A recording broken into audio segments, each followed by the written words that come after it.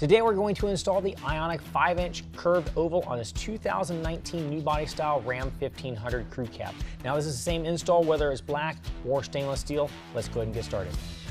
All right, we're going to start on the driver's side in the front. Now we're going to come back from the front tire, go along the inside of the rocker panel. You're going to come to 3 studs sticking out of the rocker panel. Now from the factory, these may be coated with paint. If they are, you want to take a really good aggressive wire brush and get that paint off of there, or you can do like what I did. I used dye from a die and tap set. It was an 8mm by 1.25 thread pitch. That does an excellent job of just taking all that extra paint off of there. Now you're going to go ahead and grab one of the brackets. It doesn't matter which one because they are all the exact same bracket, and just line it up right onto those factory studs. We'll put 3 supplied washers, 1 on each of those studs. And then we're going to take 3 of the nylock nuts and get them started in place. We're not going to be able to tighten those down with our fingers just yet because it's a nylock nut.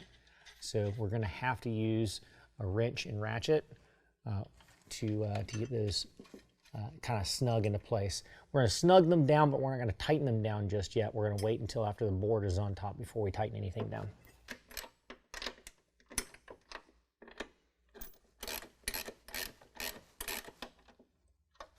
All right, now once that is kind of snug in place, we still want to be able to move that bracket around a little bit. So make sure you can do that, and we're going to go back to our next bracket.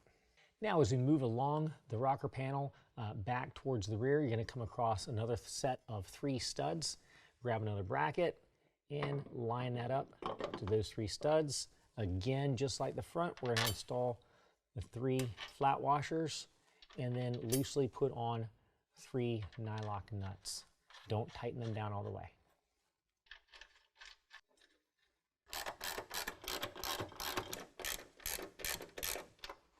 All right, make sure you can still wiggle it around. Move back to the next bracket. All right, next we're going to come back to our last factory location. We're going to have 3 studs here again on the rocker panel. Go ahead and set our bracket in place.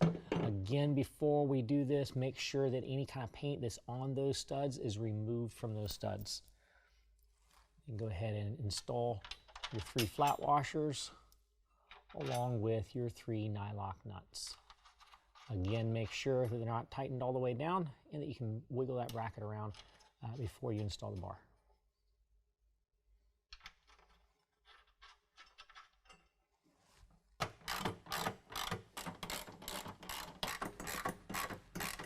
All right, next what we're going to do is take our driver's side board and set it in place.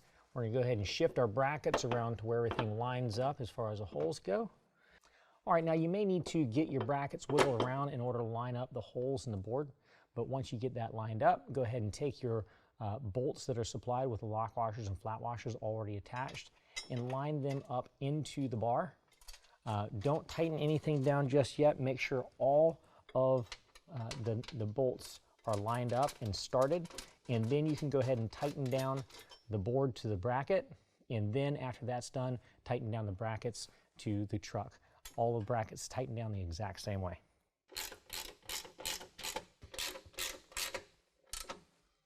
Next, we can go ahead and tighten down the brackets to the truck, also using the 13mm.